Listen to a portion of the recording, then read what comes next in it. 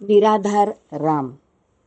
रस्ता समोर दिसतोय, पण प्रत्येक रस्ता हा मार्ग असतोच असे नाही. काही रस्ते फसवे असतात, तर काही भूलभुलैयांचे. काही मुक्कामापर्यंत नेणारे असतात, तर काही खोल दरीत नेणारे. काही जाळ्यात ओढणारे, तर काही जाळ्यातून मुक्ती देणारे. काही रस्ते मखमलीचे असतात, तर काही काट्याकुट्यांनी भरलेले. काही शीतल, शांत, छायादायी असतात, तर काही रणरणत्या उन्हाचे. हा रस्ता कुठे जातोय हे रामला माहीत नव्हतं. आणि हे वय तर रस्ते शोधायचं होतं का? नुकतंच मिसरूड फुटायला लागलेलं. वयाची कोवळी आणि ओठावरचं दूध न सुकण्याचे हे वय. आईच्या कुशीत आणि बापाच्या जिव्हाळ्यात डोळे किलकिले करून जगाकडे विस्मयानं पाहायचं आणि बरं वाईट अनुभवायचं वय. भूक लागली की मातेला साथ द्यायची आणि अडलं नडलं तर वडिलांचा हात धरायचं वय. पण भाग्य काही सर्वांना साथ देत नाही आणि काळाची पावलं कुणालाच वाचता येत नाहीत. आजच्या अंधार हा गर्तेत नेणारा आहे की सुवर्णमय प्रकाशाच्या मोहनगरीत नेणारा, हे सुद्धा कोणी सांगू शकत नाही. प्रकाश हे स्वप्न आहे, अंधार हे सत्य आहे. नव्हे, अंधारच नेहमी सत्य असतो आणि सत्य हे नेहमी भीषण, विदारक आणि कटू असतं. रामच्या मागे तर अंधारच अंधार होता. नाहीतर 6व्या-7व्या वर्षी आपल्याच गावातून आणि घरातून परागंदा व्हायची वेळ कशाला आली असती? भूतकाळ अंधारमय होता. वर्तमान तर अवसेच्या रात्रीसारखा काळाकुट्ट होता. भविष्य रामला ठाऊक नव्हतं. त्याला एकच जाणीव होती आणि ती म्हणजे विफलतेची. मॅट्रिकच्या परीक्षेची फी द्यायला आपल्यापाशी 15 रुपये सुद्धा असू नयेत आणि हा समाज एका होतकरू मुलाला शिक्षणासारख्या पवित्र कार्यासाठी 15 रुपये देण्याची दानत सुद्धा कोणात नसावी. आपली एक साधी महत्त्वाकांक्षासुद्धा कोणी पुरी करू नये.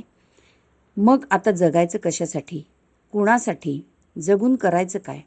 कोण आपल्यासाठी रडणार आणि कोण अश्रू ढाळणार? आपल्या डोळ्यातले आसू तर केव्हाच आटले. इतक्या दाहक, रणरणत्या आणि वृक्ष जगात ते आसू केव्हा सुकून गेले हे आपल्यालाही कळलं नाही. तर लोकांनी त्याची दखल तरी का घ्यावी? रामने रस्ता निवडला. अनेक मार्गातून एक मार्ग पत्करायचा वज्रनिश्चय केला. तो मार्ग अंधारातून निबिड तमाकडे जाणारा होता. अस्तित्वाकडून शून्याकडे जाणारा होता. अमृताकडून मृताकडे जाणारा होता. भूलोकातून यमलोकाकडे नेणारा होता. जीवनाकडून मृत्यूकडे जाणारा होता. रामने आत्महत्या करायची ठरवली. हृदयात पराभव आणि वैफल्य होतं आणि पोटात नुसता आगडोंब होता. 2 दिवसात अन्नाचा कण गेला नव्हता, पण उपाशीपोटी कणाकणाने येणारा मृत्यू त्याला नको होता. एक आघात आणि शेवटचा निश्वास. एकच प्रहार आणि यमलोकी विहार. एक डुबकी आणि सरळ परलोक गती. तिसरा मार्ग बरा होता. रामने विहिरीत जीव द्यायचं ठरवलं. अनेक विहिरी रस्त्यात होत्या. मरणाची असंख्य दारे नेहमीच उघडी असतात. जीवनात एकच द्वार विधात्याने या सृष्टीत ठेवलं आहे आणि ते म्हणजे मातेच्या गर्भातून बाहेर यायचं. पण मृत्यूची अनेक दारे आहेत. असंख्य आहेत. पावलोपावली आहेत. वळणावळणावर आहेत. हाकेच्या नव्हे, हाताच्या अंतरावर आहेत. मरण तुमच्या हातात आहे. नाक दाबलं की मृत्यू. हाताने अन्नपाणी स्वीकारलं नाही की मृत्यू. पाण्यात बुडल्यावर हात मारणं थांबवलं की मृत्यू. रामने शेवटचा मार्ग स्वीकारला. नदीपेक्षा विहिरी बऱ्या. आणि तसं म्हटलं तर उन्हाळा तोंडाशी आला असताना नद्यांमध्ये तरी जीव द्यायला पाणी कुठे होतं? सगळ्या सुकून रोडावलेल्या.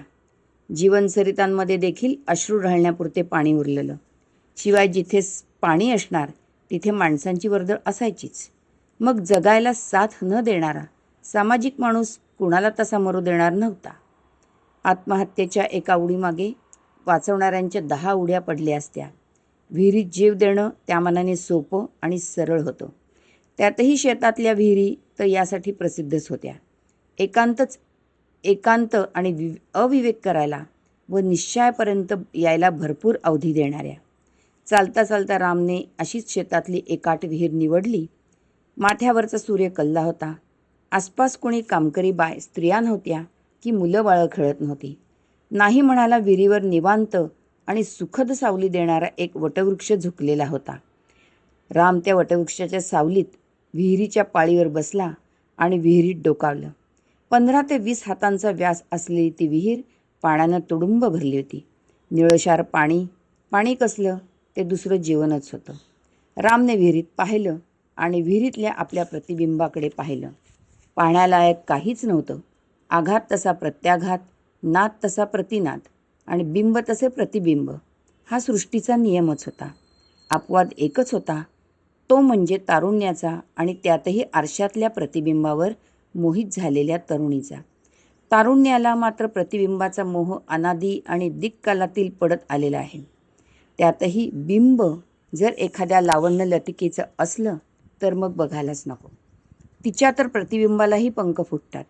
बिंबात नसलेले सृष्टीचे सारे उन्मादक गंध प्रतिबिंबातून यायला लागतात. पायात नसलेले चाळ प्रतिबिंबात नर्तन करायला लागतात आणि सावळ्या गालावर सुद्धा काश्मीराचे गुलाब फुलतात. पौगंडावस्थेतील तरुणांनाही प्रतिबिंबाचा मोह पडला नाही असं फार क्वचित घडतं. नुकत्याच फुटू पाहणाऱ्या कोवळ्या मिशांचे लवीत त्यांना राणाप्रताप किंवा भगतसिंगाची मस्तवाल, बेबंद आणि पराक्रमाच्या क्षितिजांना गवसण्या घालणारी मिशी दिसते. कोवळ्या दंडातून दारासिंगच्या बेंडकुळ्या दिसायला लागतात.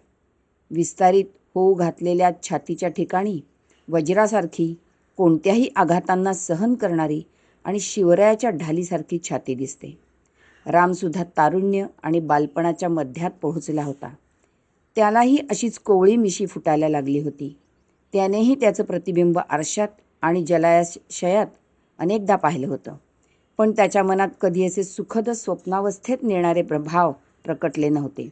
अशी स्वप्न पाहणं आणि दिसणं हे तर तृप्ती, समाधान आणि भरल्या पोटांचं भाग्य होतं. ज्याला सदैव पराधीन जीर्ण जगावं लागतं आणि एका आश्रयापोटी अपमान आणि उपेक्षा सहन करावी लागली, त्याला अशी स्वप्न तरी कशी दिसावीत? विहिरीतल्या प्रतिबिंबात आज पावेतोचा जीवनपटच उलगडला गेला.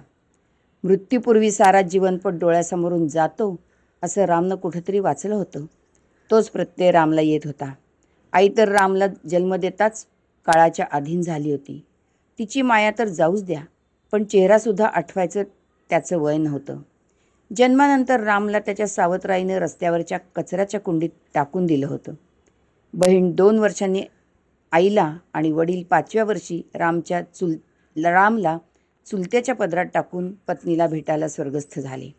अफाट इस्टेट आणि निराधार एकटा वारस, तेही एक अजाण लेकरू.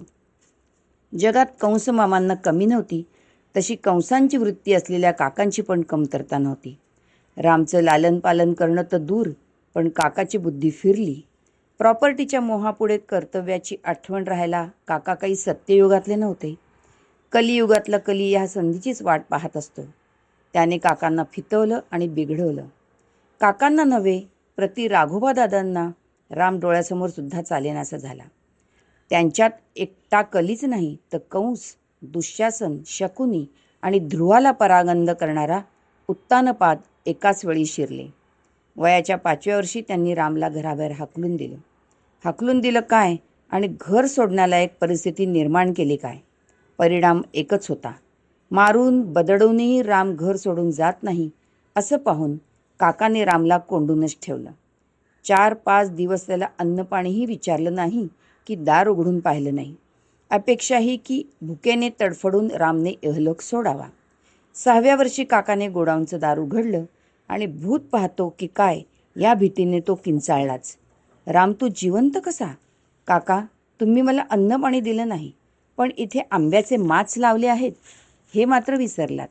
मला तरी तुमच्या घरचं भुक्कड जेवण कुठे आवडत होतं? 5 वर्षाच्या रामने उत्तर दिलं. काकाचा तिळपापड झाला. त्याने रामला घरात घेतलं, पण घराबाहेर आणि फाटकाबाहेर जाऊ देणं बंद केलं. त्याच्यावर कडक पहारा करायला सांगितलं. रामला काकाचे डाव कळत नव्हते असं नाही, पण आपण याला नकोसे झालो आहोत एवढं मात्र कळत होतं. 8-15 दिवस होऊन गेले, पण या बंधनातून सुटायला हवं हे त्या चिमुकल्या जीवाला कळत होतं. शेवटी त्याने बुद्धी लढवली. घरात काम करणाऱ्या माळ्याच्या मुलीचं परकरपुलकं हौस म्हणून घालून घेतलं आणि बाहेर पडला. त्याच्यावर पहारा करणाऱ्यांच्या काही लक्षात आलं नाही म्हणा, किंवा त्यांनी पण लहान मुलांचं कौतुक म्हणून म्हणा, रामला बाहेर जाण्यासाठी काही गंभीरपणे पाहिलं नाही. तेच निमित्त रामला पुरलं आणि तो घराबाहेर पडला.